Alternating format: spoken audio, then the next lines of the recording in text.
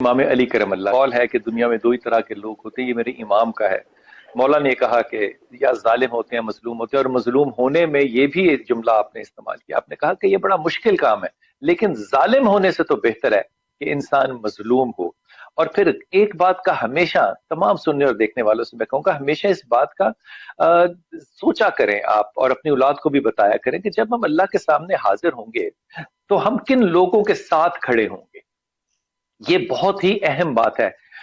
مثال کے طور پہ جبر کرنے والا شخص جو ہے، ظلم کرنے والا شخص جو ہے، وہ جتنا مرضی سخی ہو جائے وہ کر تو ظلم رہا ہے نا، وہ جتنا مرضی مینرڈ ہو جائے وہ کر تو ظلم رہا ہے نا۔ آپ ان کے عمل کو دیکھ کے ہمیشہ فیصلہ کرتے ہیں کہ آپ کو ظلم کے ساتھ کھڑے ہونا ہے یا آپ کو حق کے ساتھ کھڑے ہونا ہے۔ یہ میں آپ کو بات جو ہے یہ تشبیہاً نہیں کہہ رہا، آپ کو بالکل عین اسی طرح کہہ رہا ہوں۔ ہم لوگ اتنے کنفیوز ہیں اس معاملے میں کہ ہم نے ایک لفظ بنایا ہے جاوید بھائی، اور اس کو ہم نے کہا ہے علماء حق، یعنی کہ حق کے ساتھ کھڑے ہونے والے عالم، اور دوسرا ہم نے لفظ بنایا ہے علماء سو، یعنی کہ علماء ظلم کے ساتھ یا جھوٹے یا فراڈ کھڑے ہونے والے۔